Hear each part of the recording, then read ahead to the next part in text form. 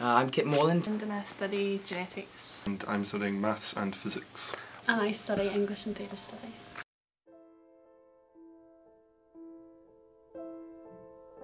I guess I knew from probably when I was still in primary school that I was different in whatever way.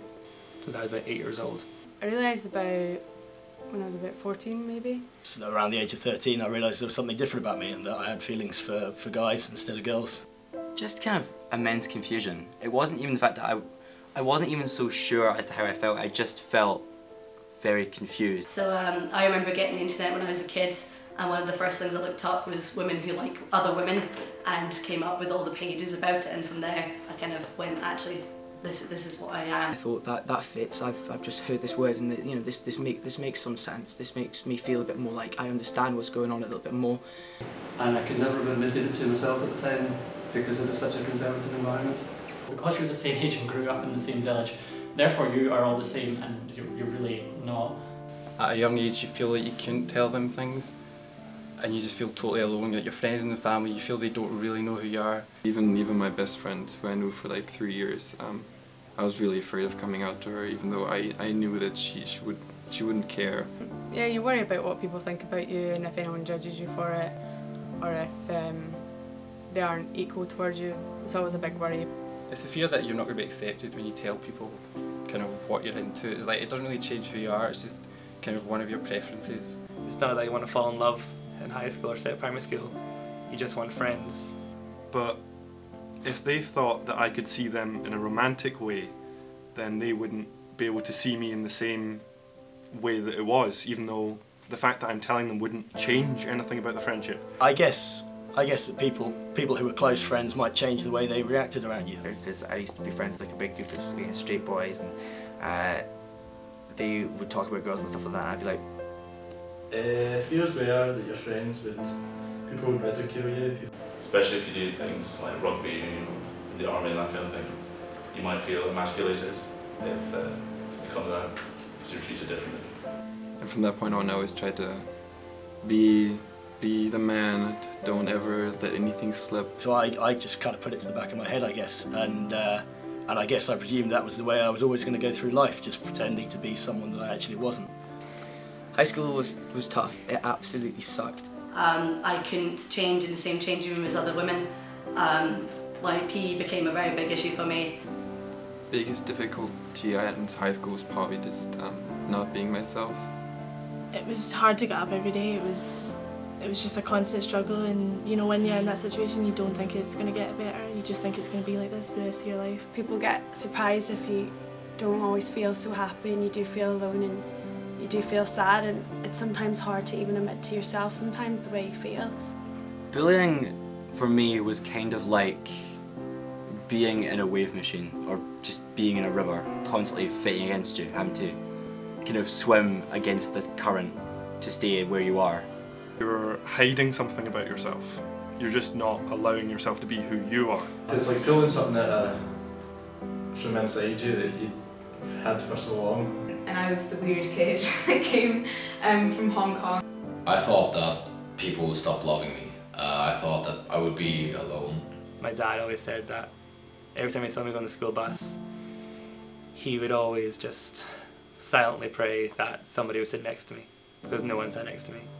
Because sitting next to me meant that you were gay, and it was really bad to be gay. I guess being gay was one of those things that you weren't at school. I couldn't go a single day without being called a fag. Then it got to the point where in the changing rooms I got a bottle of water poured over me and hit about a bit. I went, I'm not making enough effort, I'm not a good enough person, I'm not pretty enough, I'm not smart enough, I'm not going to get the grades. I remember saying if they were right, I would kill myself because I would rather be dead than they'd be right. That was a weird thing to say at the age of 12. I was drinking a lot, and it got to the point where one night I just couldn't take it anymore, and I actually drank half a bottle of vodka and tried to kill myself. And I didn't know it at the time, but the best thing that ever happened to me was that I woke up the next day. So I started to come out to some of my close friends at first. Me, I always felt the most important thing was to be really honest. And probably the best one was coming out to my gran. The first person I came out to was my cousin when I was 15. When my mum found out I was bi, her reaction was, Typical Robert. He can never make a decision. She just hugged me and she said, "I love you, and it doesn't matter to me at all, about that at all. You're my grandson, and I love you for everything you are." In one of the practices, one of the A-team players came down to me and he said he was so proud of me, and it meant so much to me to get the recognition from the club. But I chose to say to my mum, because it was an awkward conversation, I just said, "I've got a girlfriend and I'm really happy." I realised that I'd met some great friends here, people who held me in quite high regard as well, and I kind of came to the realisation that if I were gay, if I came out as gay, it wouldn't change their opinion of me at all. And that was that, and that's how my family dealt with it. They've never labelled me as anything. My ultimate goal would be to be an ambassador in the UN for Amnesty International. I really want to, keep working really hard. I want to graduate with a first-class degree.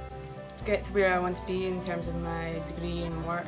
I just want to be happy myself, and I feel like I'm getting there. I really want to go into health psychology. I'm really interested in helping other people. So I want to cure genetic diseases and be this superwoman.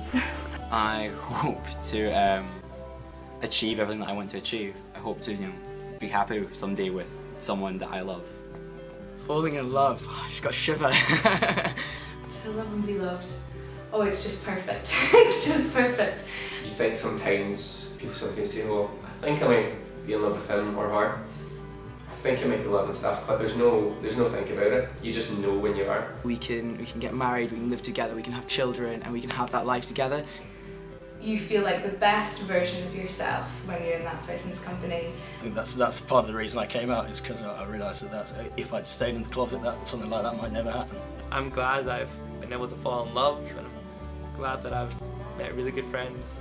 I'm glad that I've made my life in the future better. It's so exciting because I've got all that to look forward to. There's always better times ahead.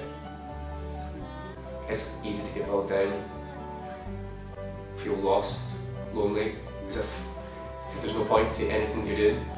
And there are some real losers that are causing you hassle. People, if they are harassing you or bullying you now, they will change. It's the 21st century, it's uncool to be homophobic. That is the genuine truth. You're not in any way a second-class citizen. Don't let anybody treat you like that. The insecurity and the not believing in yourself, that's the ugliness, not you.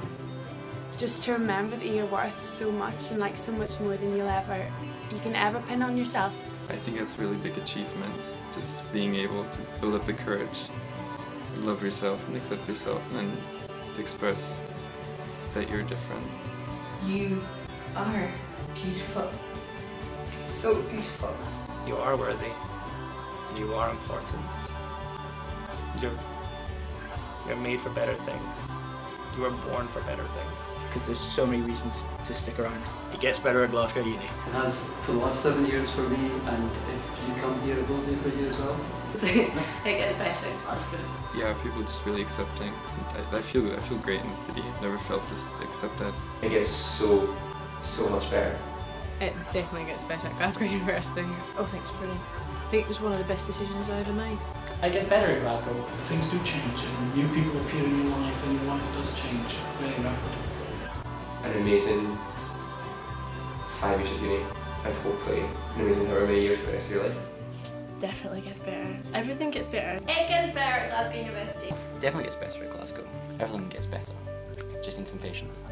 Oh, it so gets better. And the sex is really good. If you want it to be, it can be such a great thing being gay. Like, it's fantastic. It gets so much better at Glasgow. Come to Glasgow. It gets... No, I can't. It gets better at Glasgow Uni.